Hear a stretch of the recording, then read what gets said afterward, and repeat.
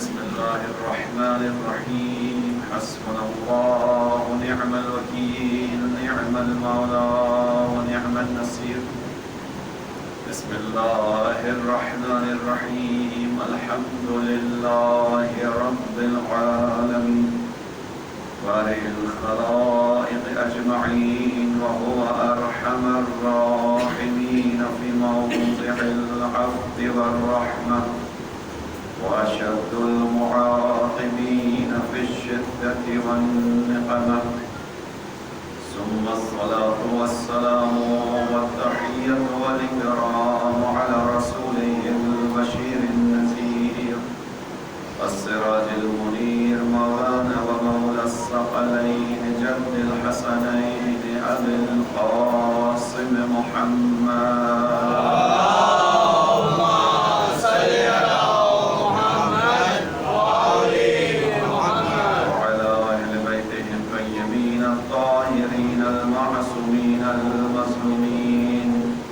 الذين أذهب الله عنهم الرجس وطهرهم تطهيرا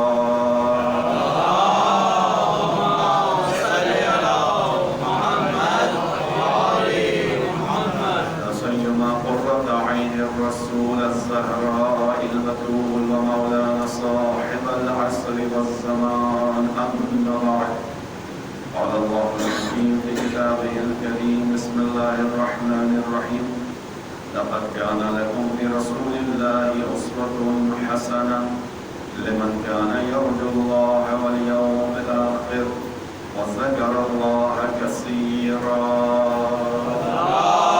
اللهم صل على محمد وآل محمد حضرات محترم سورہ احزاب کی آیت نمبر 21 کے ذیل میں ہماری گفتگو کا آج 5واں روز اس میں خداوند عالم نے ارشاد فرمایا کہ تمہارے لیے رسول اللہ اسوہ حسنہ ہے، رول ماڈل ہے، اپنی زندگی کے لیے رہنما ہے، لیکن ان کو اپنی زندگی کا رہنما وہ قرار دے گا کہ جو خداوند عالم پر ایمان رکھتا ہوگا اور خداوند عالم سے ملاقات کی توقع رکھتا ہوگا اور جو خداوند عالم کا ذکر کثیر کرنے والا ہوگا، یعنی جو آخرت کی جانب متوجہ ہوگا وہ رسول کو اپنا رول ماڈل قرار دے گا، اور جس کی توجہ آخرت سے ہٹی ہوئی ہوگی، جو دنیا کو ہی سب کچھ سمجھتا ہوگا، تو اس نے اس زندگی کے لیے اپنے لیے معیارات کچھ اور بنائے ہوں گے۔ ظاہر ہے اگر انسان کی دنیا زندگی کا مقصد یہ ظاہری حیات ہے تو ظاہر رول ماڈل انہیں کو قرار دے گا جو اس دنیا میں اس کے اعتبار سے کامیاب لوگ ہیں۔ اس دنیا کے اعتبار سے کامیاب لوگ کون ہیں؟ جن کے پاس بڑا گھر، بڑا بنگلہ، بڑی گاڑی، بینک بیلنس، یہ چیزیں ہوتی ہیں۔ یہ چیزیں بری نہیں ہیں، میں جنوں کی برائی نہیں کر رہا ہوں، لیکن جن کی نگاہ میں فقط یہی چیزیں اہم ہوتی ہیں ان کی بات کر رہا ہوں۔ کیونکہ خداوند عالم نے جب اس دنیا میں بھیجا ہے تو اس نے بھیجا اس لیے کہ اس زندگی کو اچھی طریقے سے گزارا۔ خداوند عالم مومن کو عزت مند دیکھنا چاہتا ہے، خداوند عالم مومن کو ذلیل نہیں دیکھنا چاہتا۔ خدا نہیں چاہتا کہ مومن کا ہاتھ پھیلا ہوا ہو، خدا چاہتا ہے مومن کا ہاتھ عطا کرنے والا۔ لہٰذا اس کے لیے خدا نے اجازت دی، اور شاید میں نے وہ آیتیں پڑھی یا نہیں پڑھی تو خدا نے قارون کو کہا تھا وَابْتَغِ فِيمَا آتَاكَ دَارَ اللَّهِ دَارَ الْآخِرَةِ، جو کچھ خدا نے تمہیں دیا ہے اس کو استعمال کرو اور اس سے آخرت کو آباد کرو۔ وَلَا تَنْسَ نَصِيبَكَ مِنَ الدُّنْيَا، اور دنیا میں بھی جو تمہارا حصہ ہے اس کو بھول مت جانا۔ زندگی گزارنے کے لیے آئے ہو، زندگی گزار، عزت کے ساتھ گزارو۔ اہل بیت علیہ السلام نے زندگی عزت کے ساتھ گزاری، اہل بیت کا ماننے والا بھی عزت کے ساتھ زندگی گزارنے کا پابند ہے۔ اپنی انفرادی زندگی ہو یا اجتماعی زندگی ہو، عزت کے ساتھ گزارو۔ نہ انفرادی طور پر ہاتھ پھیلانے والے بنو، نہ اجتماعی طور پر ہاتھ پھیلانے والے بنو۔ اجتماعی طور پر ہاتھ پھیلانے والے سے کیا مراد ہے؟ یعنی جب تم منیب العلم کے ماننے والے ہو، باب العلم کے ماننے والے ہو، تو کوشش کرو اپنے اسکولز بنا کر اپنے بچوں کو اچھی تعلیم اور سیرت اہل بیت سے آشنا کرو۔ بالکل تم اہل بیت کے ماننے والے ہو، تمہارا کام ہے، یہ تمہاری ذمہ داری ہے۔ تمہارا بچہ دوسروں کے اسکول میں جا کر وہ کچھ سیکھ کر آتا ہے جو اہل بیت کا راستہ نہیں۔ تم اپنے گھر میں اہل بیت کی تعلیم دیتے ہو، تمہارا بچہ جا کر اسکول کے اندر اکیڈمکس کے نام پر کیا سیکھ کر آ رہا ہے؟ ناچ گانا سیکھ کر آ رہا ہے، ہو رہا ہے نہیں ہو رہا؟ تم اہل بیت کے ماننے والے، کس چیز کے ماننے والے ہو؟ مدینۃ العلم وعلی وقفها. اور یہ سن کر وقت نعرہ تھوڑی لگانا تھا، اس کے مطابق اپنے آپ کو تیار کرنا تھا. اپنی مسجدوں میں، اپنی اجتماعی جگہوں پر جہاں خداوند عالم نے مدد کی، تمہارے بزرگوں نے تمہیں یہ جگہ لے کر دے دی، چاہے لڑ کر لی ہو، چاہے صحیح طریقے سے لی ہو، جیسے بھی طریقے کا کرنے سے مراد میرا کوئی کرنا نہیں ہے. یعنی ظاہر کوشش کی ہمارے بزرگوں نے. جب ہمارے اس کراچی کے اندر ہمارے مکتب کے لوگ کمشنر تھے، انہوں نے بہت ساری کوششیں کی. جناب عاشق رضا صاحب اور دیگر افراد خدا ان تمام درجات کو بلند کرے، انہوں نے کوششیں کی شیعہ قوم کے لیے، اپنا کام انجام دے کر چلے گئے. اب بڑی بڑی جگہ الحمدللہ ہمارے پاس موجود ہے، لیکن وہاں کیا ہوتا ہے؟ فقط ایک بارگاہ بنا دی جاتی ہے. وہاں کیا ہوتا ہے؟ فقط ایک مسجد تعمیر کی جاتی ہے. اپنی جگہیں دونوں چیزیں بنائی ہیں، لیکن ساتھ میں کوئی کمیونٹی ہال بھی بناتے ہیں، ساتھ میں لائبریری بھی بنائی ہے، ساتھ میں ڈسپینسری بھی بنائی ہے، ساتھ میں اسکول تعلیم کا مرکز بنائی ہے. دنیا کی جو قومیں ترقی کر رہی ہیں اسی وجہ سے کر رہی ہیں. ہمارے یہاں چیزوں کو فقدان ہے. بات دینی ذہن کے اندر ایک دم صحیح تو بیان کر رہا ہوں. خدا نہیں چاہتا کہ مومن پھیلے ہوئے ہاتھ کے ساتھ زندگی گزارے، چاہے انفرادی زندگی ہو چاہے اجتماعی زندگی. تمہارا بچہ اپنی تعلیمی بورڈ کے لیے دوسروں کی جانب توجہ نہ کرے. مدینۃ العلم کے ماننے والے ہو، باب العلم کے ماننے والے ہو، اپنا تعلیمی بورڈ بناؤ. دوسرے لوگ تمہارے بورڈ کے اندر آ کے ایسا معیار دو کہ دوسرے لوگ تمہارے بورڈ کے اندر آ کے اپنے بچوں کی رجسٹریشن کروائیں گے، اس بورڈ سے بچوں کو امتحان دلوائیں گے. نہیں ہو سکتا؟ ہو سکتا ہے، سوچا نہیں گیا. انشاءاللہ یہاں بیٹھنے والے افراد اس طرف خدمت کریں، توجہ کریں، ضرور بڑی محمد والے ہوں.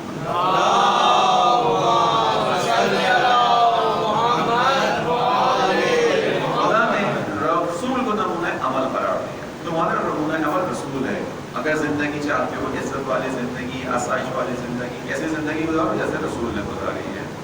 عزیزو، اس زندگی کے لیے خداوند عالم نے ہمیں اچھے رہنما عطا کی. اور فقط معاملہ رسول اللہ پر آ کر نہیں ہوگا. رسول اللہ کے بعد الحمدللہ ہم وہ قوم ہیں کہ جو رسول کے بعد بھی سلسلہ ہدایت و امامت کے ماننے والے ہیں. یہ خدا کا احسان ہے. جیسے ابھی اللہ نے بیان کیا اپنے اشعار کے اندر کہ وہ دولت ہے ہر کسی کو نہیں ملا کرتی. خداوند عالم نے کچھ شرائط پر انتخاب کیا ہے. وہ شرائط کیا ہے خدا بہتر جانتا ہے، لیکن ہمیں اتنا معلوم ہے عالم زر کی کچھ بحث ہے. اسی جگہ ہماری روحوں نے ولایت علی ابن ابی طالب کا اقرار کیا تھا تو اس دنیا میں ولایت کے ساتھ آئی ہے. یہ خداوند عالم کا احسان ہے ہمارے اوپر. اسی لیے ہمیں سکھایا گیا جب 18 ذی الحج کو آپس میں ملو، جس دن ولایت کا اعلان کا دن ہے، تو اس دن کیا کرو؟ مل کر ایک دوسرے کے ساتھ ایک دوسرے کو سلام پیش کرنے کے ساتھ ساتھ ایک جملے سے مبارکباد دو. مبارکباد کیا ہے؟ الحمدللہ الذی جعلنی من المتمسکین بالولایت امیر المؤمنین و اولاد المعصومین علیہ السلام. شکر ہے اس خدا کا کہ جس نے مجھے اور تمہیں علی ابن ابی طالب کی ولایت کے ساتھ اس دنیا میں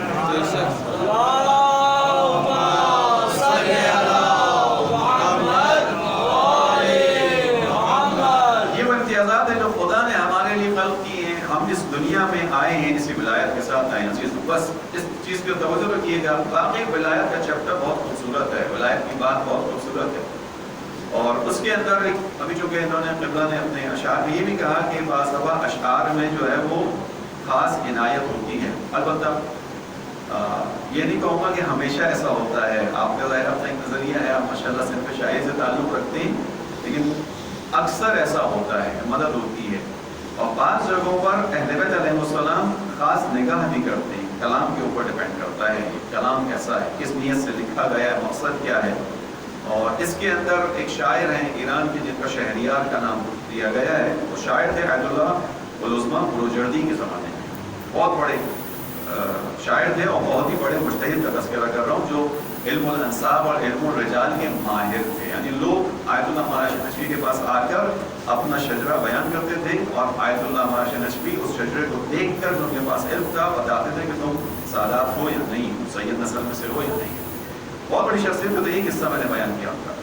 آیت اللہ مہراج نجفی کے زمانے کی بات ہے. یہ شہریار ایک دن ایک رات کو بیٹھ کر اشعار لکھتے ہیں. ابھی رات کا وقت ہے، اشعار لکھے انتہائی پرخلوص نیت کے ساتھ لکھتے ہیں. اور اسی رات کو آیت اللہ مہراج نجفی خواب دیکھتے ہیں. اور خواب دیکھنے کے بعد کیا دیکھتے ہیں کہ وہ مولا متقیان امام علی علیہ السلام کی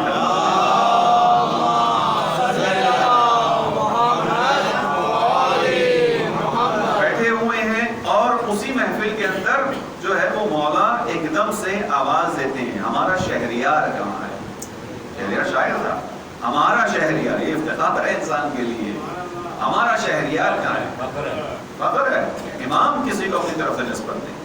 اور اس کے بعد آج میں مراشی کہتے ہیں مقام میں دیکھتا ہوں کہ شہریار جو شاعر اپنی جگہ سے اٹھتے ہیں، اور اس کے بعد امام کہتے ہیں پڑھو جو ہمارے بارے میں پڑھنے کا، اور پھر شہریار وہ ایک پوری طویل جو ہے وہ نظم یا غزل اس وقت کہیے پڑھتے ہیں، یعنی مداح ہے امام علی کی کہ علی اے ہمایہ رحمت تجھے آیتی خدا را کہ پھر بما سوا فکندی ہمیں سایہ ہمارا، کہ اے علی مرتضیٰ خدا کی کیا بڑی نشانی تھے، اور آپ کے ذریعے سے جو ہے وہ انسان نے خدا کو پہچانا ہے۔ سل اگر خدا شناسی اگر در رخ علی بھی ہے، انسان اگر خدا کی تلاش میں ہو تو علی کے چہرے کی طرف دیکھنا شروع کر دو کہ علی شناختم مند خدا قسم خدا را، کہ علی کو دیکھ کے ہی میں خدا تک پہنچ پایا ہوں۔ اور برو ای گدا یہ مسکین در خان ہے یہ علی زن، اے فقیر اے گدا اے مسکین، اگر کچھ چاہیے تو علی کے دروازے کے کو جا کے کھٹکھٹاؤ، کیونکہ علی وہ ہیں جو حالت رکوع میں بھی زکات دینے سے باز نہیں آتے۔ اس طرح کی پوری ایک غزل ہے، یعنی غزل تو نہیں، اس کو حمد کہا جائے یا تعریف کہا جائے، قصیدہ کہا جائے۔ یہ پوری غزل یا قصیدہ علامہ آیت اللہ مراشد نشوی کہتے ہیں میں خواب میں سنتا ہوں اور اٹھنے کے فوراً بعد لکھ لیتا ہوں اس کے اشعار، اتنے اچھے اشعار، اور خود مجھے وہ تعجب ہوتا ہے کہ مولا نے اس شاعر کو بلا کر خود اس غزل کو پڑھوایا، کہتے ہیں منقبت، بالکل صحیح آپ نے لفظ لیا، بہت شکریہ آپ کا، منقبت کو پڑھوایا۔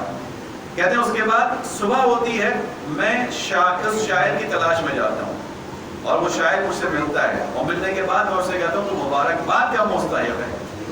وہ مجھ سے کہتے ہیں کس بات کی مبارکباد؟ وہ کہتے ہیں اس لیے کہ تجھے خود مولا علی نے اپنی محفل میں بلا کر اشعار پڑھائے۔ تو کہتا ہے کون سے اشعار پڑھائے؟ یہاں پر آیت اللہ مراشد نشوی اس کے سامنے اشعار نکال کر سناتے ہیں تو وہ رونے لگتا ہے، کہتا ہے یہ اشعار میں نے کل لکھے تھے اور ابھی تک میں نے کسی کو نہیں سنائے تھے۔ تو کہتے ہیں یہی تو تیری قبولیت کی دلیل ہے کہ جیسے اللہ نے کہا کہ ادھر ہم لکھتے ہیں وہ پہنچ جاتا ہے، یہ دلیل ہے اس بات پر۔ چونکہ واقعہ نزدیک تھا میں نے کہا سنا دوں کہ دل کی تقویت کا سبب بنے۔ درود پڑھے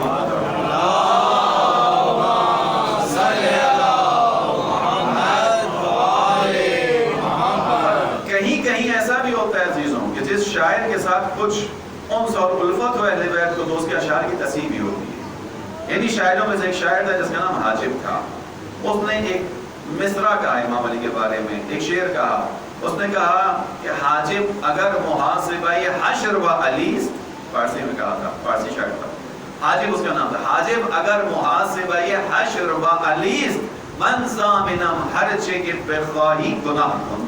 ترجمہ کیا ہے؟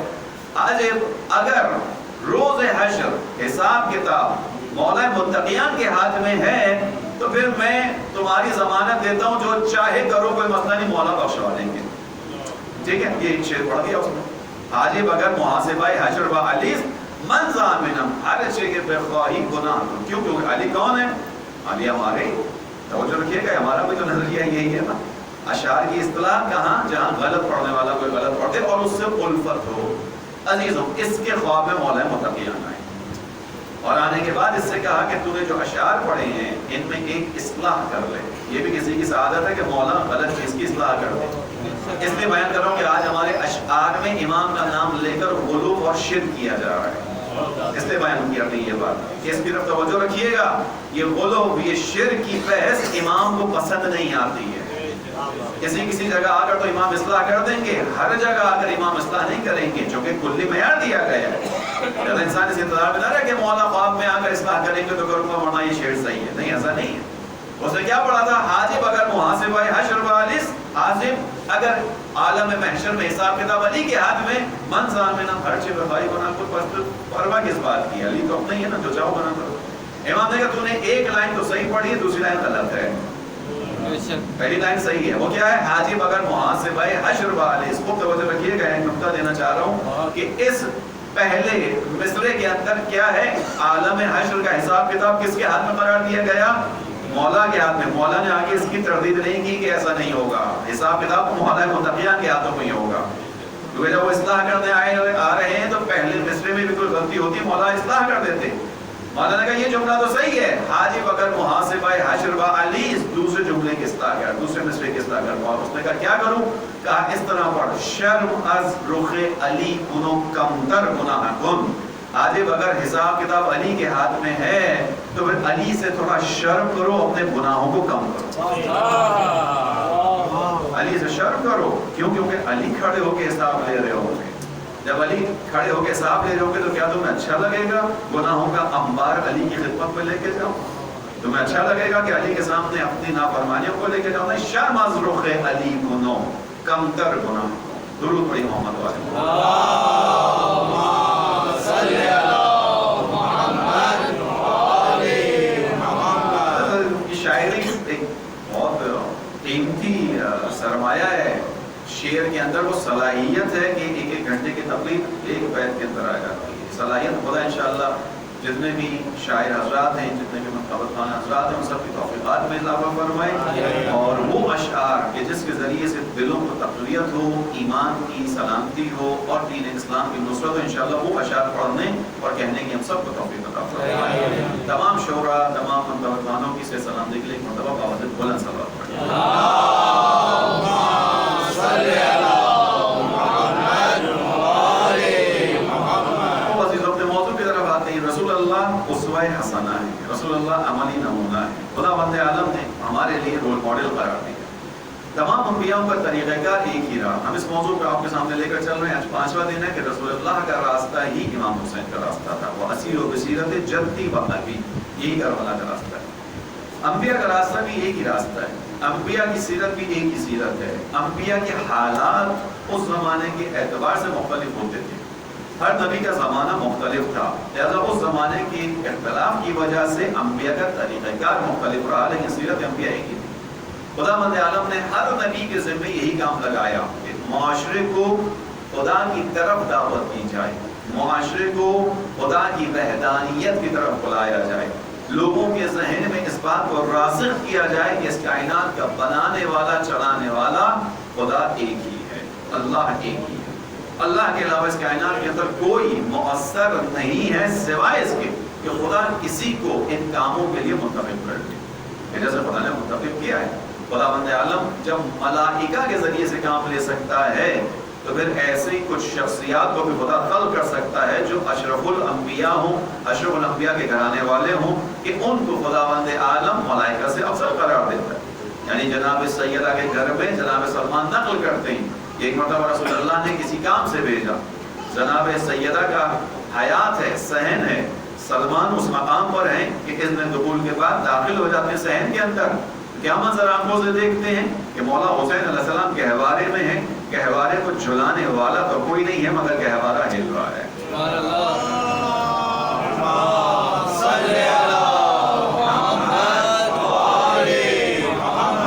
تعجب ہوتا ہے. تھوڑا سا آگے بڑھتے ہیں، دیکھتے ہیں کہ جو جوان میں سیدہ کی چکی ہے وہ چلانے والا کوئی نہیں ہے مگر چکی چل رہی ہے. سلمان تعجب میں پڑے جاتے ہیں. جناب سیدہ اندر حجرے میں عبادت الہی میں مصروف ہیں. واپس آتے ہیں پلٹ کر رسول اللہ سے کہتے ہیں یا رسول اللہ جی ماجرہ دیکھ کر آیا ہوں. کیا ماجرہ ہے؟ کہا میں جب گھر میں داخل ہوا میں نے دیکھا امام حسین کا گہوارہ ہے، ہلانے والا کوئی نہیں، وہ ہل رہا تھا. میں نے دیکھا چکی چلانے والا کوئی نہیں تھا، چکی چل رہی تھی. رسول اللہ مسکرائے، کہنے کے اس میں تعجب کی کیا بات ہے.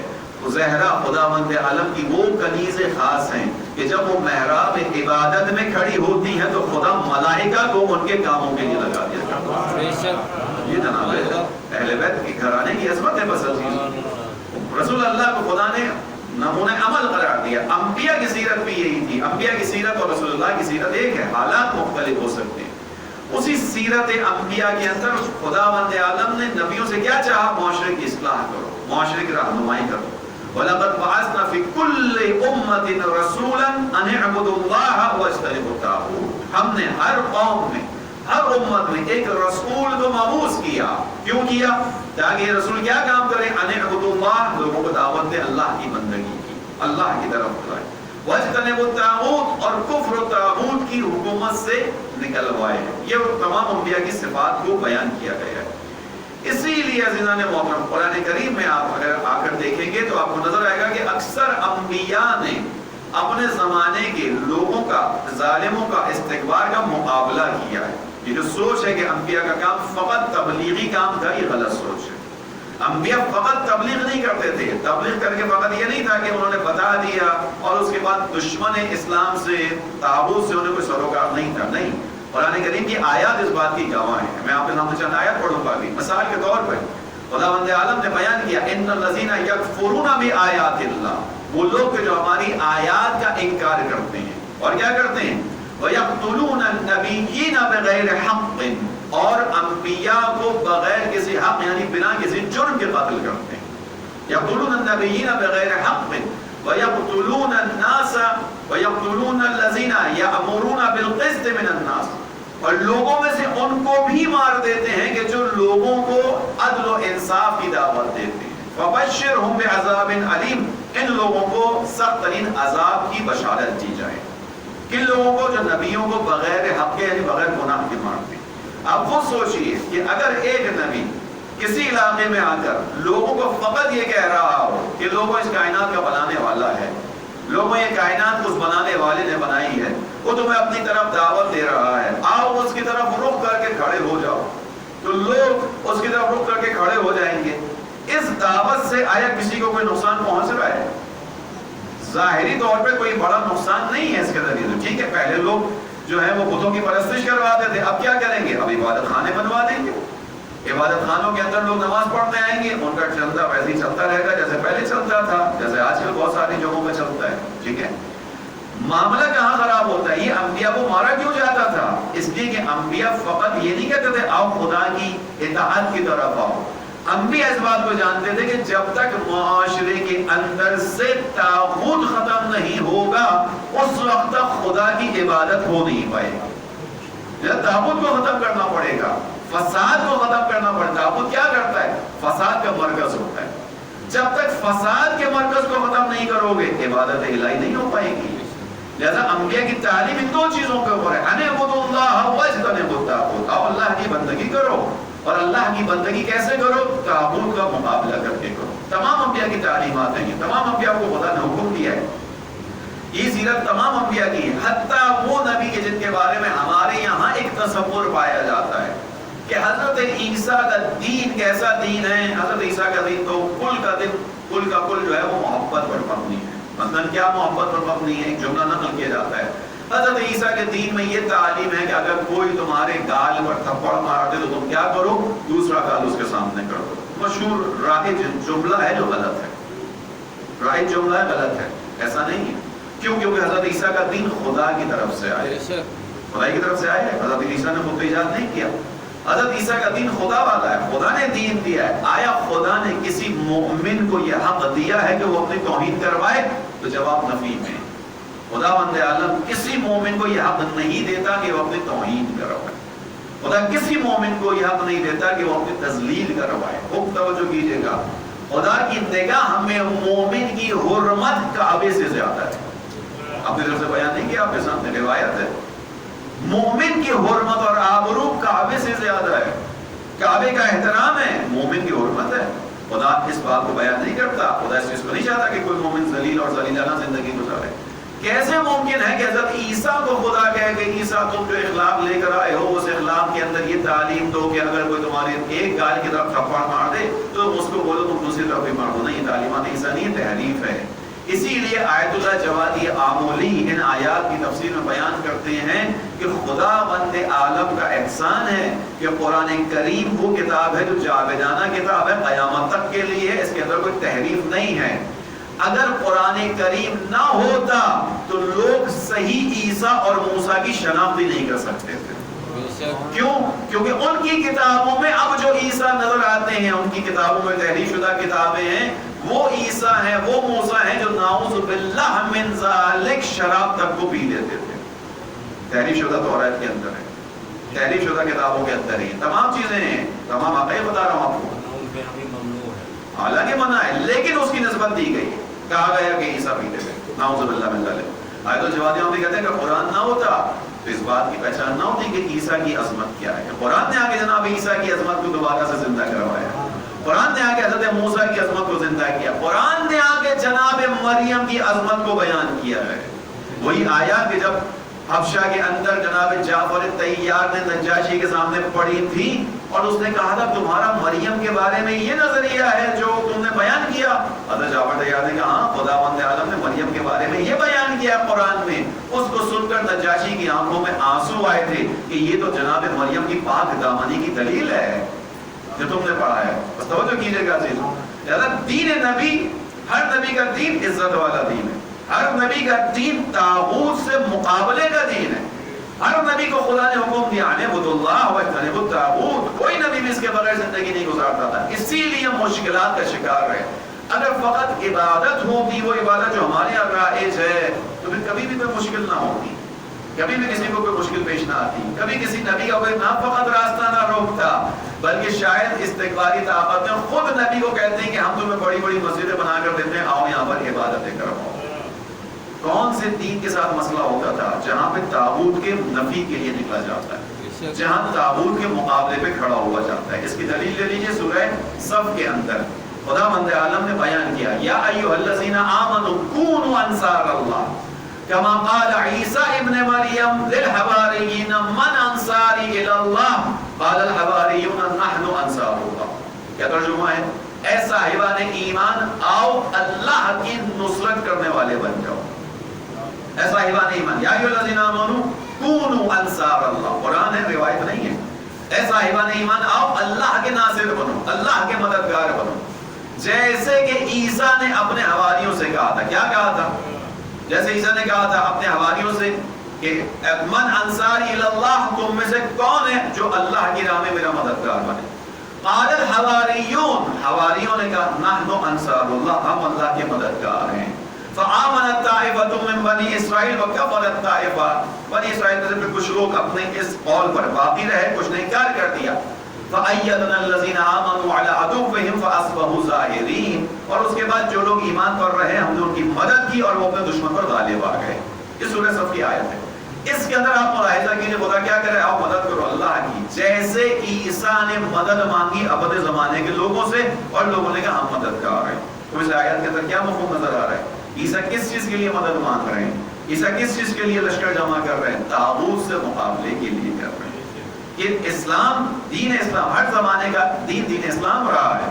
ہر زمانے کے اندر جو نبی کا دین تھا اس کو دین اسلام کہا گیا. ان الدین عند اللہ الاسلام، اللہ کے نزدیک دین تو فقط اسلام ہے. ہر نبی نے آنے کے بعد اسلام پھیلایا. خوب توجہ کیجیے گا، ہر نبی نے آنے کے بعد اسلام پھیلایا ہے. اس نبی کے ماننے والوں نے اس میں بعد تحریف کر کے دین کو چینج کیا ہے، تبدیل کیا ہے. یعنی رسول اللہ سے پہلے جو دین تھا عیسائیت کوئی چیز نہیں ہے. حضرت عیسیٰ کی نسبت بیان کیا جاتا ہے عیسائیت. وَإِمَّا دین اسلام تھا جو رسول اللہ کا دین تھا، اس میں بعد میں تحریف ہو گئی اور رسول اللہ نے آ کر اس دین کو کامل کیا ہے. بس خدا مند عالم نے ہر نبی کے ذمہ یہ لگایا کہ اپنے زمانے کے طاغوت کا مقابلہ کرو. طاغوت جب تک رہے گا، استکبار جب تک رہے گا، بڑی طاقت جب تک رہے گی جو خدا کے مقابلے میں، اس وقت تک دین نافذ نہیں ہو سکتا. اس وقت تک لوگ دین پر عمل نہیں کر سکتے چونکہ اس کی راہ میں رکاوٹ یہ طاغوت ہے.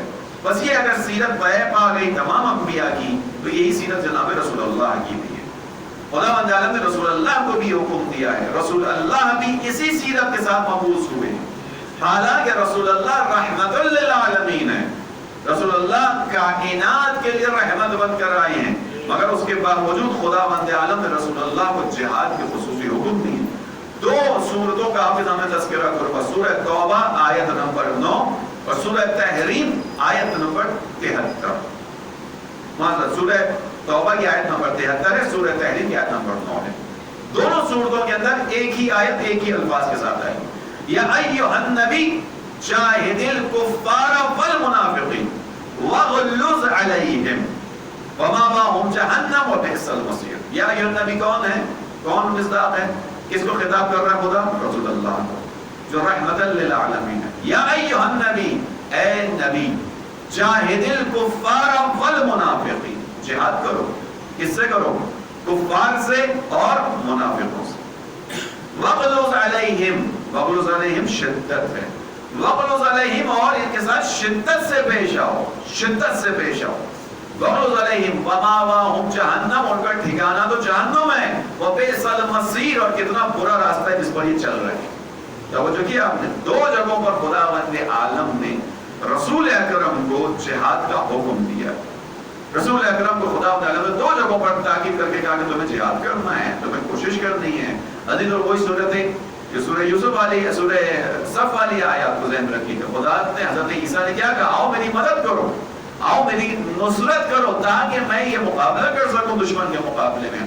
اب یہاں پر ممکن ہے آپ کے ذہن میں ایک سوال آئے، اور وہ سوال یہ ہے کہ خدا بند عالم مدد طلب کر رہے ہیں۔ آیت کیا تھی حضرت عیسیٰ والی، یا ایھا الذین آمنوا کونوا انصار اللہ، اے صاحبان ایمان آؤ اللہ کے مددگار بن جاؤ۔ عزیز مدد کا ایک قانون ہے، بہت سادہ سا قانون ہے۔ مدد انسان کس سے مانگتا ہے اور کب مانگتا ہے؟ مدد انسان اس وقت مانگتا ہے کہ جب انسان کمزور ہو، جبھی مدد مانگے گا نا۔ اس کے بعد دوسرا قانون کیا ہے، مدد کس سے مانگے گا کہ جو قوت اور طاقت میں یا برابر ہو یا بہتر ہو۔ یہ مدد کا قانون ہے، یہ مدد کا طریقہ کار ہے۔ خدا بند عالم مدد کس سے مانگ رہے ہیں؟ پورا کیجیے جملے کو، کس سے مانگ رہے ہیں؟ یا ایھا الذین آمنوا، یعنی آپ کسی اور کو مت رکھیں، اپنے آپ کو رکھیں۔ صاحبان ایمان ہے نا، الحمدللہ، اپنے آپ کو رکھیں۔ خدا آپ سے مخاطب ہے۔ آج 2020 کو سمجھیے اس آیت کو، اس کو 14 سال پہلے مت سمجھیے۔ 2020 کے اندر یہ آیت ویلڈ ہے یا نہیں ہے؟ یا تو کہہ دیجیے آیت باطل ہو گئی، یا تو کہتے ہیں آیت باطل ہو گئی۔ باطل تو نہیں ہوئی نا، کب تک ہے؟ قیامت تک۔ اس کا مطلب ہے قیامت تک جب مومن آئے گا، جہاں جہاں آیت ایمان ہوگی اس سے خطاب کر رہی ہوگی۔ ایسا ہی ہے۔ تو آج اگر 3 اکتوبر ہے، 2020 ہے، تو آج کے دن کی آیت کس سے مخاطب ہے؟ سب سے، آپ سے مخاطب ہے۔ آپ اپنے آپ سے سوال کریں کہ خدا بند عالم آپ سے مدد مانگ رہا ہے، کیا کہہ رہا ہے؟ یا ایھا الذین آمنوا، اے صاحبان ایمان کونوا انصار اللہ، آپ اللہ کے مددگار بن جاؤ۔ کیسے بنے پروردگار؟ تو نہ عاجز ہے، نہ لاچار ہے، نہ کمزور ہے، اور نہ ہم تیرے برابر کے ہیں، نہ تجھ سے اونچے ہیں، نعوذ باللہ من ذالک۔ مدد کا کوئی قانون، کوئی فارمولہ لگتا ہی نہیں یہاں پہ، کیونکہ مدد کا فارمولہ کیا تھا؟ کمزور اپنے سے بہتر سے مانگے گا یا برابر والے سے مانگے گا۔ اب کیا کریں؟ مسلمانوں کو ایک دعوت فکر ہے، آؤ اس آیت کا جواب لے کر آؤ، اس آیت کا جواب دو۔ مانگ خدا رہا ہے، مومنوں سے مانگ رہا ہے، آج کے دور میں بھی آیت ویلڈ ہے۔ کیسے حل کرو گے اس معاملے کو؟ یہی وہ جگہ تھی جہاں اللہ کے رسول نے تم سے پہلے دیکھتے ہوئے بیان کیا تھا کہ نہ قرآن کو اہل بیت سے الگ کرنا، نہ اہل بیت کو قرآن سے الگ کرنا۔ ان آیات کا جواب سوائے اہل بیت کے کوئی نہیں دے سکے گا۔ ان آیات کا جواب ڈھونڈنے کے لیے تمہیں اہل بیت کی در پر آنا پڑے گا۔ یہ آیت کیسے خدا مدد مانگ رہا ہے حقیقت سے خدا مدد مانگ رہا ہے، تو پھر کیسے حل کریں گے؟ اس کو مولا متقیان نے نہج البلاغہ کے خطبہ نمبر 183 میں بیان کیا ہے۔ اس سے پہلے کہ اس آیت کے بارے میں بیان کروں، ایک اور آیت ہے، من ذا الذی یقرض اللہ قرضا حسنا، مشکل پڑ گئی آپ کی۔ من ذا الذی یقرض اللہ قرضا حسنا، تم میں سے کون ہے جو خدا بند عالم کو قرض حسنا دے؟ اب کیجیے حل مشکل۔ خدا بند عالم مدد مانگ رہا تھا، اب خدا کہہ رہا قرضہ دو خدا کو۔ اچھا، قرضہ انسان مانگ لیتا ہے ہاتھ خالی ہو، کس سے مانگتا ہے؟ جس کا ہاتھ بھرا ہوا ہو، تو جس کے لیے آسمان اور زمین کے خزانے ہیں، جو زمین کے اندر پتھروں کو جواہرات میں تبدیل کرنے والا ہے، وہ کہہ رہا ہے اللہ کو قرضہ دے دو۔ یہ وہی مشکل ہے، کون حل کرے گا؟ سوائے مفسران قرآن کی کہ جن کو اللہ کی جانب سے علم ہوتا ہوا کوئی حل نہیں کر سکتا ان چیزوں سے۔ اسی لیے رسول اللہ نے کہا تھا قرآن اہل بیت کو جدا مت کرنا، قرآن جہاں سمجھ میں نہ آئے تو ان کے دروازوں پر آنا کہ جن کے لیے خدا بند عالم نے تمہیں حکم دیا ہے۔ وہ کون سے دروازے ہیں؟ سورہ قرآن کی ایک آیت ہے جس میں خدا نے کہا ہے کہ دیکھو نیکی یہ نہیں ہے کہ تم گھروں میں پیچھے کی طرف سے کود کود کر آؤ، نیکی یہ ہے کہ تم چیزوں میں دروازوں سے داخل ہو، تم دروازوں سے داخل ہو۔ اب جب علم کی بات آئے گی، علمی مشکل میں پھنسو گے، ادھر ادھر مت جاؤ، جو باب العلم ہے اسی کے پاس آ جاؤ۔ دروازہ لیس البر بان تأتوا البیوت من ظہورها، اچھائی یہ نہیں ہے کہ تم کود کود کے آؤ، ولکن البر من اتقوا واتوا البیوت من ابوابها، اچھائی تو یہ ہے کہ گھر میں دروازے سے داخل ہو۔ تو رسول اللہ کا دروازہ بتا چکے تو پھر ادھر کیوں جاتے ہو؟ علی کے دروازے پر آؤ، علی تمہیں سمجھائیں گے۔ خطبہ نہج البلاغہ 183واں خطبہ، دونوں آیتوں کا جواب مولا نے دیا ہے۔ کہا یہ جو خدا بند عالم تم سے استنصار کر رہا ہے، استنصار یعنی مدد طلب کرنا، تم سے استقراض کر رہا ہے یعنی قرضہ طلب کرنا، یہ اس وجہ سے نہیں ہے کہ خداوند عالم عاجز و لاچار و نادار ہو گیا، ایسا نہیں ہے۔ جس کے پاس کل قدرت، طاقت، اختیار سب کچھ ہے، جس کا آسمان اور زمین میں خزانے ہیں، وہی اس کا مالک ہے۔ وہ نہ لاچار ہے، نہ عاجز ہے، نہ نادار ہے۔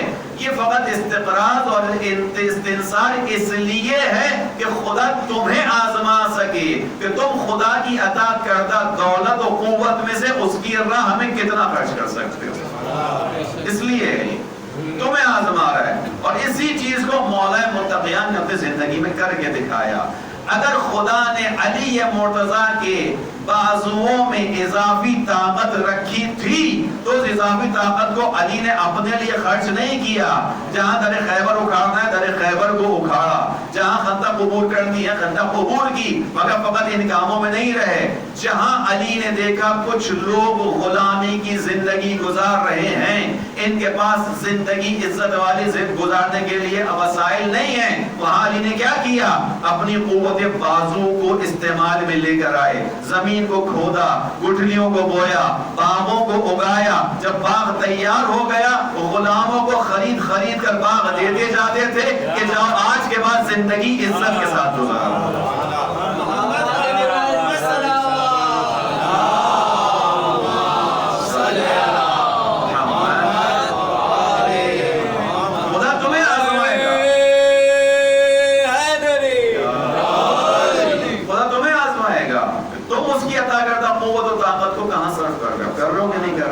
خدا اس لیے مدد نہیں مانگ رہا کہ وہ محتاج ہے، خدا اس لیے قرض نہیں مانگ رہا کہ وہ نادار ہو گیا، نہیں، تم آؤ مدد کرو، چونکہ معاشرہ آپس کے ارتباط سے چلے گا۔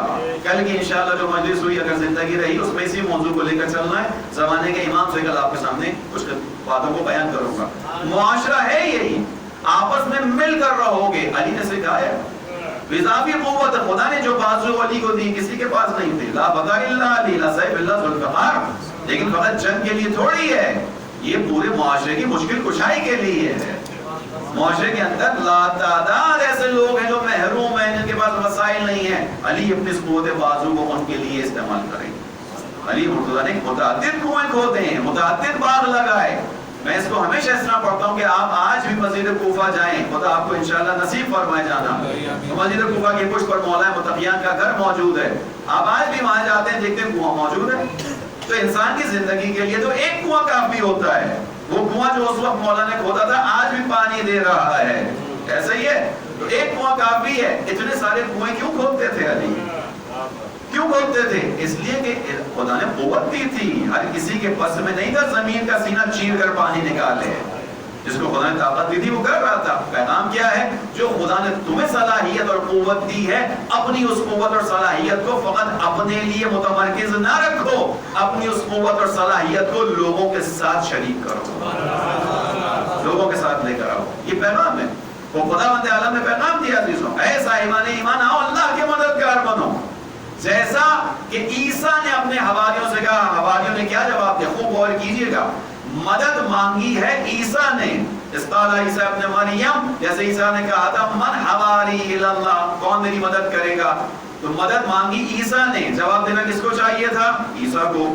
حواریوں کو کہنا چاہیے تھا ہم آپ کے مددگار ہیں، لیکن جناب عیسیٰ کے حواریوں نے کیا کہا؟ ہم اللہ کے مددگار ہیں، چونکہ یہ جانتے ہیں کہ یہ مدد مانگی جناب عیسیٰ کی زبان سے گئی ہے لیکن ہوگی خدا کی، ہوگی خدا کی مدد۔ اسی لیے ہم اور آپ جب شہدائے کربلا کو سلام پیش کرتے ہیں تو ہم اس سے پہلے کہ یہ کہیں کہ سلام ہو تم پر ناصران امام حسین، ہم کہتے ہیں السلام علیکم یا انصار دین اللہ، اے دین خدا کے مددگاروں تم پر سلام۔ تم نے حسین کی مدد کر کے تو خدا کے دین کی مدد کی ہے۔ اور یہیں پہ اور بہت سارے نکات ہیں ظاہر اس آیت کے، خدا تعالیٰ مدد مانگ رہا ہے، وہاں عیسیٰ وہ ہستی ہیں جن کی مدد خدا کی مدد کہلائے گی۔ یہ آیت میں آپ کے سامنے بیان کر رہا ہوں، ویلڈ ہے آج بھی سورہ صف کہہ رہی ہے مومنوں آؤ مدد کرو اللہ کی۔ اللہ زمین پر مدد لینے نہیں آئے گا، فقط ایک پیغام دیتے ہوئے نکل رہا ہوں، اللہ زمین پر مدد لینے نہیں آئے گا۔ آیت ویلڈ ہے، کہہ رہی ہے مدد چاہیے اللہ کو، تو اس کا مطلب یہ ہوا ہر زمانے میں کوئی ایسی شخصیت ہوگی کہ جس کی مدد اور نصرت خدا کی مدد کہلائے گی۔ ہر زمانے میں ایسی شخصیت کا ہونا ضروری ہے، عقل کا تقاضا ہے. خدا مدد مانگ رہا ہے، خدا کو مدد چاہیے. رسول کے زمانے میں رسول کی مدد خدا کی مدد ہے. مسلمانوں، رسول کے بعد وہ کون سا مرکز ہے کہ جہاں آ کر مدد کرو گے تو وہ خدا کی مدد کہلائے گی؟ اس مرکز کو تلاش کرو، اس مرکز کو ڈھونڈو. ہمارا تو الحمدللہ راستہ بہت واضح ہے. ہم تو اسی لیے کہتے ہیں کہ رسول اللہ کی نبوت ختم ہوئی ہے، ہدایت کا سلسلہ جاری ہے. رسول اللہ کے کاموں میں سے ایک کام ہدایت ہے، زعامت امت ہے. رسول نبی نہیں، رسول نبوت کے ساتھ دنیا سے چلے گئے، مگر زعامت امت کی ذمہ داری کسی کے اوپر ہوگی. کس کی طرف سے ہوگی؟ خدا کی طرف سے ہوگی. خدا کی طرف سے ہوگی. کوئی ایسی ہستی ہونی چاہیے رسول کے بعد، اور نہ فقط رسول کے بعد. آج کے دور میں کون سی ہستی ہے کہ جس کی مدد خدا کی مدد کہلائے گی؟ کون ہے وہ؟ زمانے کا امام ہے. امامت کے لیے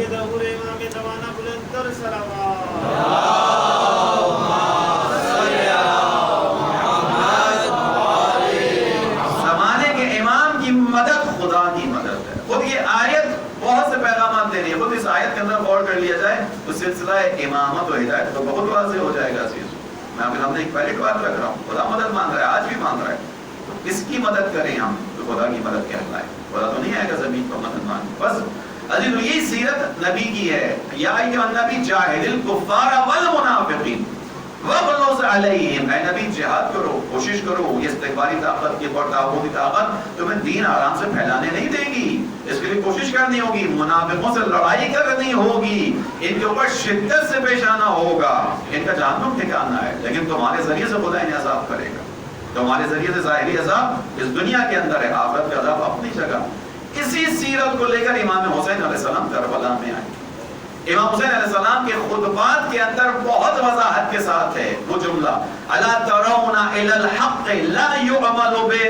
آیا تم دیکھ نہیں رہے ہو کہ حق پر عمل نہیں ہو رہا؟ والباطل لا يتناهى عنه. اور باطل سے لوگ دوری اختیار نہیں کر رہے. یعنی حق کو پامال کیا جا رہا ہے، باطل کو پروموٹ کیا جا رہا ہے. یہ ہو رہا ہے.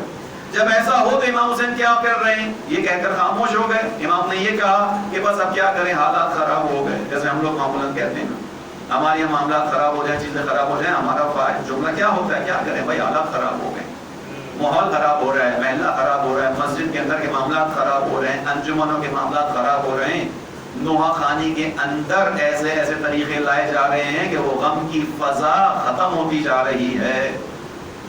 نوحوں کو ایسے انداز میں پڑھا جا رہا ہے کہ جہاں انسان کا دل آ کے دکھی ہونا چاہیے تھا، آنکھوں سے آنسو بہنے چاہیے تھے، وہاں آنے کے بعد رنگ برنگی لائٹیں لگا دی گئی ہیں. کیا کرتا ہے انسان؟ کیا کرے، ماحول خراب ہو گیا. امام حسین علیہ السلام نے کیا کیا؟ الا ترون الی الحق لا يعمل به. کیا تم دیکھ نہیں رہے کہ حق پر عمل نہیں ہو رہا؟ والباطل لا يتناهى عنه. اور باطل سے کنارہ کشی نہیں کی جا رہی، باطل کو اوپر لایا جا رہا ہے. امام حسین کہہ کے نکلے نہیں کہ بس کیا کریں، حالات خراب ہے. نہیں، امام نے کہا اب ایک مومن کی ذمہ داری پہچانو، حسینی ہونا سمجھو. فَلْيَرْغَبِ الْمُؤْمِنُ فِي لِقَاءِ اللَّهِ. یہ وہ جگہ ہے جہاں مومن پر فرض ہے کہ خدا کی راہ میں جہاد کرے، خدا سے ملاقات کا متمنی ہو جائے. امام حسین نے کر کے دکھایا جیسے انبیاء نے کیا. تابوتی طاقت کام نہیں کرنے دے گی، تابوت کام نہیں کرنے دے گا، استکبار کام نہیں کرنے دے گا. موسیٰ تم اگر آئے ہو تعلیم پھیلانے کے لیے، فرعون اس پر اکتفا نہیں کرے گا کہ تمہیں تعلیم پھیلانے دے. جب تک فرعون ہے، فرعونیت ہے، تمہاری تعلیمات اثر نہیں کرے گی. موسیٰ اس کے مقابلے پر نکلنا ہوگا. رسول اللہ کو ابو جہل اور دیگر افراد کے مقابلے پر نکلنا ہوگا. رسول اللہ کو خدا حکم جہاد دے رہا ہے. یا ایھا النبی، غور کیجئے گا، وہ نبی کے جو رحمت للعالمین ہے، جس نے خود بیان کیا کہ میں نے اپنی سواری پر متعدد عمرہ اور متعدد جو ہے وہ سفر طے کیے، مگر آج تک میں نے اپنی سواری کو تازیانہ نہیں مارا. جس نے اپنی سواری کو چھڑی نہ ماری ہو، جس رسول اللہ نے اپنی آخری وقت میں کھڑے ہو کر اعلان کیا ہو کہ اے مسلمانوں، اے مومنوں، میرے اس دنیا سے جانے کا وقت ہو گیا ہے. اگر کسی کو یہ محسوس ہوتا ہے کہ اس کا کوئی حق میری گردن پر ہے تو میں وہ حق ادا کرنے کے لیے تیار ہوں. ایک شخص آگے بڑھ کے کہتے ہیں اللہ کے رسول، ایک حق ہے میرا آپ کی گردن پر. کہتے ہیں کیا حق ہے؟ کہ ایک مرتبہ آپ نے ایک چھڑی مجھے لگی تھی، آپ سے ایک چھڑی، میں اس کا قصاص لینا چاہتا ہوں. اصحاب کھڑے ہوئے تھے, پریشان ہوئے. رسول اللہ نے کہا نہیں, سچ کہہ رہا ہے, اگر میری چھڑی سے جو تکلیف ہوئی اس کا حق ہے, یہ مجھ سے قصاص لے. رسول اللہ نے اپنی جو ہے وہ قمیص کو تھوڑا سا بلند کیا, اس شخص نے آگے بڑھ کے بوسہ لیا, کہا میرا ہدف فقط یہ تھا بوسہ لے سکوں آپ کے جسم کا. لیکن رسول اللہ نے اپنے آپ کو پیش کیا اس جگہ پہ, توجہ کیجئے گا, رسول اللہ نے پیش کیا. وہ نبی کہ جو اس طرح رحمت للعالمین ہے, رحمت کا سرچشمہ ہے, اس نبی کو پتہ کرے جاہد الکفار والمنافقین, جاہد الکفار جو ظاہری دشمن ہے, والمنافقین جو اندر چھپے ہوئے ہیں, جو اپنا لباس تبدیل کر کے آئے, ان سے جہاد کرنا ہوگا ہے نبی. اس کے بغیر دین قائم نہیں ہوگا. امام حسین بھی یہ کرنے آئے کربلا کے اندر, واسیر و بصیرت جدی و ابی. عزیزوں, آقا پناہیان نے خوبصورت بات کی تھی, کیا امام حسین علیہ السلام کا جو قیام ہے اس کی عظمت یہ ہے کہ حتیٰ اس قیام میں, یعنی جو چیز امام حسین سے انجام پائی امام علی علیہ السلام کے زمانے کی مشکل تھی, مولا حسن کے زمانے کی مشکل تھی, لیکن امام حسین نے اس مشکل کو حل کیا. وہ کیا ہے؟ کفار سے لڑنا آسان ہوتا ہے, منافقوں سے آزمائی مشکل ہوتی ہے. امام حسین علیہ السلام نے کربلا کے اندر آ کر منافقوں کے چہرے سے نقاب پلٹ دی, بتا دیا کہ کون سے لوگ کس وجہ سے اسلام لے کر آئے تھے. امام کی یہ جملے, یا بنا طلقاء, اے ہمارے نانا کے آزاد کیے ہوئے لوگوں, یہ پیغامات ہیں امام حسین کے کہ انہیں پہچانو, یہ کسی مقصد کی خاطر اسلام لے کر آئے تھے, ان کی فقط جان بخشی کی گئی تھی, یہ اسلام کے ذمہ دار نہیں ہو سکتے. نفاق کے اوپر سے امام حسین نے نقاب کو پلٹ جائے. مشکل ترین کام تھا جو امام حسین نے کیا ہے. اسی سیرت کے ساتھ واسیر و بصیرت جدی و ابی, یہ پیغام ہم سب کے لیے. اگر چاہتے ہو معاشرے کے اندر اصلاح ہو تو یاد رکھنا, دین کے اندر دونوں چیزیں, ان اعبدوا اللہ واجتنبوا الطاغوت, اللہ کی بندگی بھی ہے, طاغوت سے مقابلہ بھی ہے. اصل یہ طاغوت انسان کے اپنے نفس سے شروع ہوتا ہے. یہ طاغوت یعنی طغیان سے چیز نکلی ہے. طغیان انسانی نفس کے اندر ہوتا ہے. ممکن ہے میں خدا کے احکام کے مقابلے میں طغیان کروں, ممکن ہے میرے اندر سرکشی ہو. خدا مجھ سے کہہ رہا ہے آؤ دن میں 17 رکعت نماز پڑھو, میں نہیں پڑھتا, یہ طغیان ہے. خدا مجھ سے کہہ رہا ہے کہ اپنے والدین کے سامنے اونچی آواز میں بات نہ کرو, میں کرتا ہوں, یہ طغیان ہے. خدا مجھ سے کہہ رہا ہے کہ تمہارے والدین میں سے کوئی ایک یا دونوں بوڑھے ہو جائیں تو ان کے سامنے اف مت کرنا, انہیں جھڑکنا نہیں, میں ان کے احترام تو نہیں کرتا, ان کی توہین کر دیتا ہوں, انہیں سنا دیتا ہوں کہ طغیان ہے. یہ طاغوت ہے. یہ طاغوت آج چونکہ نفس کے مرحلے پر ہے, طاغوت اتنا اس کا کام ہے, کل اختیار مل جائے گا, اس کے بعد کیا ہوگا؟ طغیان بڑھ جائے گا. تربیت نہیں کروں گا اپنی تو طغیان بڑھے گا. امام علی علیہ السلام نے بہت خوبصورت بیان کیا کہ یہ جو لوگ عہدوں پر فائز ہونے کے بعد طغیان کرتے ہیں, ایسا نہیں کہ عہدہ ملنے کے بعد ان کا یہ حال ہوتا ہے, ان کی تربیت پہلے سے ہوتی ہے, عہدہ ملنے کے بعد فقط نقاب سے جو ہے چہرے سے نقاب الٹ جاتی ہے, چہرے سے نقاب الٹتی ہے فقط. عزیزان محترم, یہ طغیان, بس آپ جو جملہ بیان کر رہا ہوں, طغیان کے ساتھ میں اور آپ امام عصر کی خدمت بھی نہیں کر پائیں گے. اگر نفس کے اندر طغیانی موجود ہے, نفس کے اندر سرکشی موجود ہے, خدا کے حکم کے مقابلے میں چاہے فرعون حکم نافذ کرے چاہے میرا نفس حکم نافذ کرے, بات برابر ہے. چاہے فرعون کہے انا ربکم الاعلی, اپنے رب کو چھوڑ کر آؤ میری طرف آؤ, چاہے میرا نفس مجھے اس طرف لے جائے, اپنی طرف سے نہیں کہہ رہا. قرآن کی آیت ہے, ارائیت من اتخذ الہہ ہواہ, آیا اس کو دیکھا ہے جس نے اپنی خواہشات نفسانی کو اپنا معبود قرار دے دیا ہے. قرآن کی آیت ہے. انسان اس جگہ تک جہاں تک گرتا ہے کہ جہاں خواہشات معبود بن جاتی ہیں, الہ بن جاتی ہیں. الہ یعنی جس کی جو ہے بے چون و چرا اطاعت کی جاتی ہے. وہ توجہ رکھیے گا, بس زحمت تمام کی عزیزوں کی. خدا تعالیٰ نے تمام ان کے ایسے کہا جہاد کرو, رسول اللہ بھی جہاد کر رہے ہیں, امام حسین اسی جہاد کی خاطر آئے.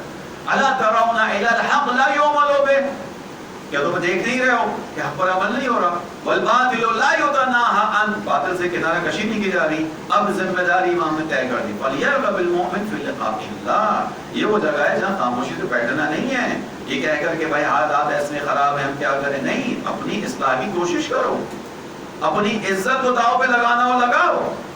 کسی مسجد کی ٹرسٹ کے معاملات خراب ہیں, وہاں کی مسجد کی ٹرسٹ کے لوگ اچھے نہیں ہیں, انتظامیہ خراب ہے, غلط لوگوں کو بلاتی ہے, یہ کہہ کہ نہ نکلو کہ کیا کریں حالات خراب ہیں. اپنی کوشش کرو, تمہاری زیادہ سے زیادہ تھوڑی سی عزت پر حرف آئے گا، اس سے زیادہ تو نہیں ہوگا.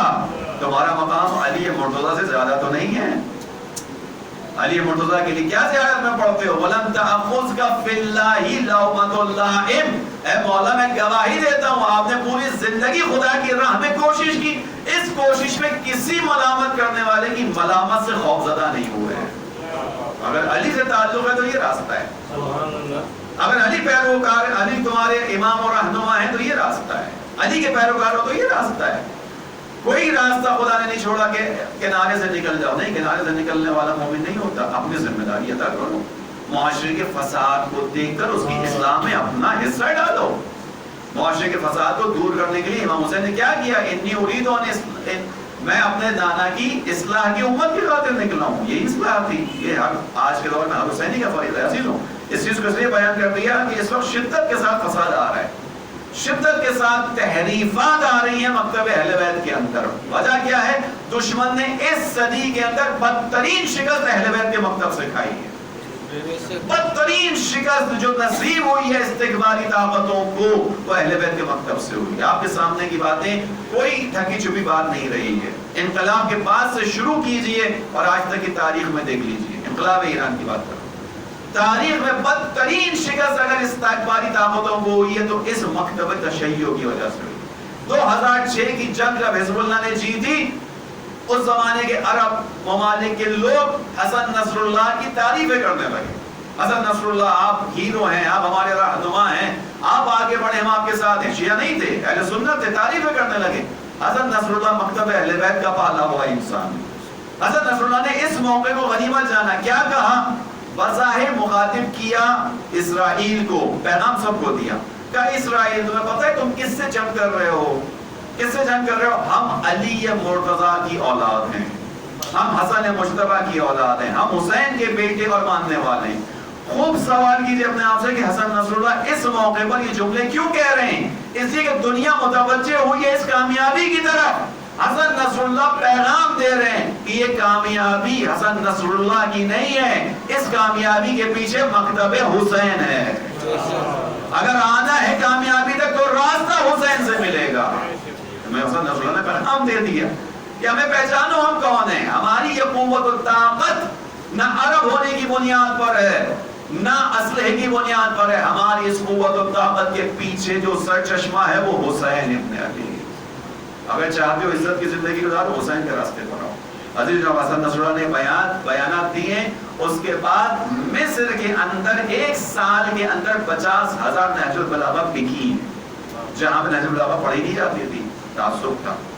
یہ پہچان کروائی ہے مکتب کی، یہ مکتب ہے، امام حسین کا مکتب ہی ہے. امام نے کہا حق پر عمل نہیں ہو رہا، باطل سے کنارہ کشی نہیں کی جا رہی، اپنی حصے کا چراغ جلاؤ، کوشش کرو. وَلْيَرْغَبِ الْمُؤْمِنُ فِي لِقَاءِ اللَّهِ. مومن کو چاہیے ایسے تو خدا سے ملاقات کی آرزو کرے. پھر امام آگے پڑھ کے بیان کرتے ہیں کہ اِنِّ اللَّهَ أَرَى الْمَوْتِ إِلَّا سَعَادَةً. میں شہادت کی موت کو کیا سمجھتا ہوں؟ سعادت سمجھتا ہوں. وَلَا الْحَيَاةَ مَعَ الظَّالِمِينَ إِلَّا بَرَامًا. ظالموں کے ساتھ زندگی کو کیا سمجھتا ہوں؟ ننگ و آر سمجھتا ہوں. میں حسین ظالم کے زیر سلطہ زندگی نہیں گزار سکتا.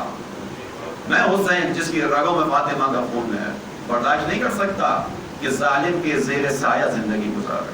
بس یہی حسینی کا پیغام ہے. امام حسین کا پیغام تمام حسینیوں کے لیے، عزیز حسین تمام کی یہ راستہ ہے جو امام حسین کا ہے. اسیروں بسیرت جدی واقعی، جیسے میرے جد نے قیام کیا تھا، میرے جد لڑائی لڑتے تھے، میرے جد نے دفاع کیا، میرے جد نے جہاد کیا، وہی راستہ مجھ حسین کا بھی ہے. یہ راستہ آج ہم سب کے لیے عزیزوں پیغام عملی ہے. کربلا مشعل راہ ہے. اپنے اپنے حصے کا چراغ جلاؤ، اپنے اپنے حصے کی اصلاح کرو، معاملات خود بخود صحیح ہوں گے. قوم ایک دوسرے سے جڑ کر ہے. فرد وہ جو شعر تھا، فرد قائم نہیں. درود پڑھیں محترم.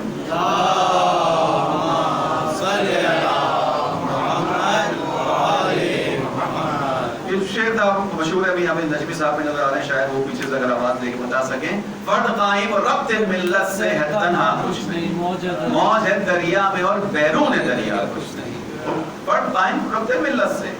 معاشرہ ہوگا، اجتماع ہوگا تو قوم آگے بڑھے گی، ورنہ پھر اکائیوں میں بٹ پٹ کے تباہ ہو جاؤ گے. بس عزیز حسین تمام کی یہ پیغام ہے ہم سب کے لیے. اپنے اپنے ذمے جو کام ہے اس کو انجام دینا تاکہ زمانے کے امام کے سامنے سر پر ہو سکیں.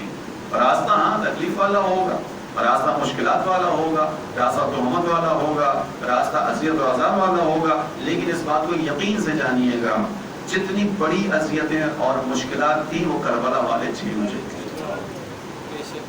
چکے کربلا والے۔ زیادہ سے زیادہ کیا ہوگا؟ شہادت ہوگی صحیح کام کے اندر، وہ شہادت شہادت ہوگی۔ جب آپ شہید ہو جائیں گے راہ اسلام میں کام کرتے ہوئے، کیا ہوگا؟ آپ کو کربلا کا کفن پہنایا جائے گا۔ جس سے شہادت کا پیغام ملا ہے اس کا جسم کیسا رہا کربلا میں؟ اگر کوئی شہید ہو جائے گا اس کے بچوں کے ساتھ کیا ہوگا؟ اس کے بچوں کو لوگ سینے سے لگائیں گے۔ اور کربلا میں حسین کے بچوں کے ساتھ کیا ہوا؟ میں نے کہا نا کہ جو ہونی تھی اصل اذیت و آزار وہ ہو چکا۔ حسین نے آگے بڑھ کے تمام مصیبتیں لے لی۔ یقین جانیے کربلا کے بعد وہ مصیبت نہیں آئے گی کسی کے اوپر، وہ مصیبت نہیں آئے گی کسی کے اوپر۔ عزیز و میں تمام کر رہا ہوں آپ کی اس مرحلے تک پہنچنا ہے، یہ قربانی کا جذبہ پیدا کرنا ہے، یہ حوصلہ پیدا کرنا ہے کہ زمانے کے امام کی نصرت کر سکیں۔ یا ایھا الذین آمنوا کونوا انصار اللہ، آؤ اللہ کے مددگار بنو، زمانے کا امام تمہارا منتظر ہے۔ کیا سمجھتے ہو کہ وہ پردہ غیبت میں خوش بیٹھا ہوا ہے؟ پردہ غیبت میں زندگی اچھی گزر رہی ہے، راضی ہے امام اس پر نہیں؟ عزیزوں آپ سے سوال کر رہا ہوں، جب آپ کے سامنے آپ کے بھائیوں کے جنازوں کی تصویریں آتی ہیں، مثلا ہم نے دیکھا پالا چنار میں ہمارے مومنوں کو آرا مشین سے کاٹا گیا، ہم نے ان کے کٹے ہوئے اعضاء کو دیکھا، ان کے ہاتھ پاؤں کٹے ہوئے اعضاء کو دیکھا، اس تصویر کو دیکھ کر ہم سے تحمل نہیں ہوا۔ ایسے ہی تھا نا جب آپ شہداء کی تصویریں دیکھ تحمل نہیں ہوتا، دل چاہتا ہے کچھ کریں، ہماری مجبوری کیا ہے، ہم کچھ کر نہیں پاتے۔ ایسا ہی ہے زمانے کا امام بھی ان چیزوں کو دیکھتا ہوگا تو اس کے بھی دل میں تو آتا ہوگا کچھ کروں ان مومنوں کے لیے، لیکن ایک فرق ہے کہ زمانے کا امام کر سکتا ہے، اس کے باوجود اگر کر نہیں پا رہا اس کی تکلیف میں اضافہ ہو رہا ہے۔ کیوں؟ کیونکہ اذن ظہور کا منتظر ہے۔ اذن ظہور کس وجہ سے ہے؟ مومنین اپنا راستہ ابھی تک طے نہیں کر پائے، ابھی تک وہ طلب پیدا نہیں ہوئی کہ زمانے کا امام آ جائے۔ بس عزیزوں یہ وہ پیغام ہے جو اس پر شہزاد سے دینا۔ آؤ مدد کرو اللہ ہے، یہاں اس راستے میں مشکل آئے گی، برداشت کرو راہ خدا میں، خدا اجر دے گا تمہیں۔ تم امام حسین کے نام پہ اذیت و تحمل کو برداشت کرو، حسین آ کر تمہاری مشکل کو آسان کریں گے۔ کہ واقعے سے آ جاؤں اس طرف، عزیزوں کی جو عراق کے اندر ابھی جنگ ہوئی تھا عشق کی اور اس کو ناکام بنایا گیا مومنوں نے، مجاہدوں نے، انہی جوانوں میں سے ایک نوجوان تھا کہ جس کو زندگی میں ہی اس کی گردن کو کاٹ دیا گیا۔ میں نے عرض کیا کہ اگر ہم مشکل کے راستے میں آئیں گے ہماری مدد کے لیے کربلا موجود ہے۔ اس کی ماں کو یہ الگ رہتا تھا، اس شہید کی ماں کو الگ رہتا تھا، یہ احساس کرب تھا کہ میرے بچے کی گردن زندگی میں کاٹ دی گئی، کتنی تکلیف ہوئی ہوگی اس کو۔ سوچتی تھی ماں ہے۔ ایک مرتبہ اسی ماں کو خواب میں اس کا بیٹا نظر آتا ہے، ماں پلٹ کر پوچھتی ہے، پہلا سوال ہی کرتی ہے، بیٹا میں نے سنا ہے کہ تیری گردن تیری زندگی میں کٹ گئی تھی، یعنی تیری سانسیں نہیں ابھی اور تیری گردن کٹ گئی؟ بچہ کہتا ہے ہاں ایسے ہی ہوا تھا۔ ماں تھوڑا خواب کے اندر تڑپ کر کہتی ہے تجھے کتنی تکلیف ہوئی ہوگی، میں قربان ہو جاؤں تیرے، ماں ہے نا، خواب کے اندر بھی اسی کیفیت کے اندر ہے، میں قربان ہو جاؤں، تو نے کتنی تکلیف برداشت کی۔ بچہ کہتا ہے مادر گرامی یہ بات صحیح ہے، میری زندگی میں میری گردن کٹی، حیات تھی، مگر جس وقت میرا سر زمین پر رکھا گیا تھا میں کربلا کو یاد کر رہا تھا، میں نے دیکھا سامنے میرے مولا عباس آ کر کھڑے ہوئے۔ اے مادر گرامی میں اپنی نگاہوں سے علمدار کربلا کو دیکھتا رہا، مجھے نہیں پتا کب میرا سر تن سے جدا ہو گیا۔ کیوں حسین نے عباس کو بھیجا تھا؟ کیونکہ عباس گردن کٹنے کی تکلیف بہت زیادہ ہوتی ہے۔ اللہ یہ شاید امام حسین کو اس کی ماں کا احساس تھا کہ ایک ماں سراہنے کھڑی تھی جب گردن کٹ رہی تھی۔ عزیزوں بس اگر یہ راستہ طے کرے انسان تو اہل بیت کا راستہ ہے، مشکلات سے نکالتا ہے، مدد فراہم کرتا ہے، لیکن ہاں ان لوگوں نے خود مشکلات برداشت کی۔ عزیزوں نہ معلوم کس مصیبت اور تذکرہ کرتے ہوئے آگے بڑھ جاؤں۔ عزیزوں انہی مشکلات کے اندر قافلے والوں کی مشکلات ہیں، لیکن یہ ایام رہائی کے ایام سے نزدیک آ رہے ہیں، اربعین کے ایام نزدیک آ رہے ہیں۔ دل چاہتا ہے آج رہائی کے حوالے سے فقط تذکرہ کرتے ہوئے آگے بڑھ جاؤں۔ عزیزوں جب امام سجاد کو یزید نے بلایا اور بلانے کے بعد کہا کہ میں آپ کو رہا کرنا چاہتا ہوں، امام سجاد نے اپنے پھوپھی اماں سے پوچھا، پھوپھی اماں اذن رہائی مل رہا ہے، آپ بتائیے کیا کرنا چاہتی ہیں، یہیں رہنا چاہتی ہیں یا ہم واپس مدینہ جائیں؟ جناب زینب نے کہا بیٹا پہلے تو میں یہ کرنا چاہتی ہوں، جب اس نے رہائی مل رہا ہے تو پھر ان سے کہو ہمیں ایک خالی مکان دیتے ہیں۔ خالی مکان میں کیا کریں گی؟ خالی مکان میں ہم ابھی اس پورے راستے چلتے ہوئے آئے ہیں، اپنے عزیزوں پر روئے نہیں ہیں، ہم نے اپنے عزیزوں کا ماتم نہیں کیا ہے، ہمیں خالی مکان لے کے دلوا دو تاکہ ہم بیٹھ کر وہاں اپنے عزیزوں کا پہلے ماتم کر لیں۔ عزیزوں، جناب زینب کا حوصلہ ہے، دمشق کے اندر پہلی مجلس برپا کرنے والی زینب کبریٰ ہے۔ امام سجاد نے یزید سے کہا میری پھوپھی چاہتی ہے خالی مکان دیا جائے، وہاں پر ہمارا تبرکات جو لوٹا کا ہے واپس لا کے دیا جائے۔ عزیزوں، یزید نے حکم دیا، خالی مکان آمادہ کیا گیا اور اس کے بعد کچھ لوٹے ہوئے تبرکات لائے گئے۔ بس عزیزوں، مختصر کر کے بیان کر رہا ہوں، اب آپ خود سوچئے گا، یہاں وہ تمام بیویاں موجود ہیں جو کربلا سے کوفہ سے شام تک کا فاصلہ طے کر کے آئی ہیں، اپنے انصاف سے بتائیے گا کیا ان بیویوں کو رونے کے لیے تفصیلی مسائل کی ضرورت پڑے گی؟ کیا یہ بیویاں ایک دوسرے کو رلانے اور رونے کے لیے تفصیلی مسائل پڑیں گی؟ نہیں، یہ فقط ایک دوسرے کو دیکھیں گی، انہیں رونا آ جائے گا، یہ ایک دوسرے کو دیکھیں گے، انہیں رونا آئے گا۔ زینب تمہاری آغوش کے پالے کیا ہوئے، ام لیلہ تمہارا جوان علی اکبر کیا ہوا، ام رباب تمہاری اولاد۔ بس عزیزوں، یہ دل کہتا ہے کہ شاید بیویاں ایک دوسرے کے گرد حلقہ لگا کر جمع ہوئی ہوں گی، ایک دوسرے کو پرسہ دیتی رہی ہوں گی، ایک دوسرے کو پرسے دے رہی ہوں گی۔ عزیزوں، تاریخ میں بیان کیا کہ آقا پناہیاں بیان کرتے، شاید ایک ایک بیوی ایک ایک کی گرد گھومتی ہوگی اور ایک ایک کا پرسہ دیتی گئی ہوگی، علی اکبر کا پرسہ، قاسم کا پرسہ، تمام بیویوں نے ایک دوسرے کو پرسہ دیا ہوگا، مگر ایک بیوی ایسی ہے کہ جس کو بولنے کے لیے شاید الفاظ کم پڑ رہے ہوں۔ یہ کون سی بیوی ہے جو ایک جلے ہوئے چولہے کے کنارے بیٹھی ہوئی ہوگی؟ اس کو پرسہ دیں، تعزیت دیں تو کیسے پیش کریں؟ اس کی دو اولادیں تھیں، ایک کربلا کے میدان میں اپنے والی کے ہاتھوں پر قربان ہو گیا، دوسری بیٹی یہاں تک آئی تھی جسے آزادی کی سب سے زیادہ تمنا تھی، مگر وہی بیٹی اسی زندان میں ہمیشہ کے لیے مقید ہو گئی۔ کیسے ایک دوسرے کو پرسہ دیتے ہوں گے؟ بس عزیزوں، اسی اثنا میں روایت میں بیان ہوا کہ سر بھی آنا شروع ہو گئے، اب ایک ایک کر کے سر آتا جاتا ہے، بیویاں آگے بڑھ کے تحویل لیتی جاتی ہے۔ علی اکبر کا سر آیا، تمام بیویوں میں کوہرام وقع ہو گیا، اپنی اپنی آغوش میں علی اکبر کا سر رکھا۔ اس کے بعد حضرت عباس کا سر آیا، امام حسین کا سر آیا۔ اب اس پرسہ داری کے اندر دمشق کی عورتیں بھی شامل ہیں، دیکھتی ہیں ایک ایک کر کے سر آتا جاتا ہے، سب ایک دوسرے کو تعزیت دیتے ہیں، سر کو آگے بڑھ کے اپنی اپنی جھولیوں میں رکھتے رہتے ہیں، مگر کچھ خواتین دیکھ رہی ہیں، دو سر ایسے ہیں جن کی جانب کوئی توجہ نہیں دی جا رہی۔ یہ قوم دمشق کی خواتین پوچھتی ہیں، اے خواتین، کیا ان بچوں کی ماں اس قافلے میں موجود نہیں ہے؟ کیا ان بچوں کا کوئی والی و وارث نہیں ہے؟ باقی سب کے سروں کا استقبال کیا گیا، ان دو سروں کا کوئی پرسہ نہیں لیتا۔ کہنے والی کہتی ہے خبردار، ایسا نہ کہنا، ارے ان بچوں کی ماں زندہ ہے، لیکن وہ ماں بھی حسین کا سر آغوش میں رکھے ہوئے ہیں، ارے وہ زینب ہے جن بچوں کی ماں ہے۔ بس عزیز و زینب نے صبر و تحمل سے کام لیا، حتیٰ اپنے بچوں کا پرسہ بھی شاید قبول نہ کیا ہو، مگر تاریخ بیان کرتی ہے جب کوفے سے شام کی طرف چلے، شام سے کربلا واپس قافلہ گیا ہے، پھر کربلا سے مدینہ پہنچ گیا قافلہ، اب جناب زینب اپنے گھر میں داخل ہوئی۔ اب تک جو زینب صبر و تحمل سے کام لے رہی تھی، ارے جیسے ہی گھر کا دروازہ کھلا، سامنے حجرے نظر آئے، اور محمد کا حجرہ، اب ماں ہے، سب پہ بندن کھل گیا، اے میرے لال، اے آن محمد، ارے ماں اس گھر میں اب کیسے زندگی گزارے، تمہارے بغیر یہ گھر ویران ہو گیا۔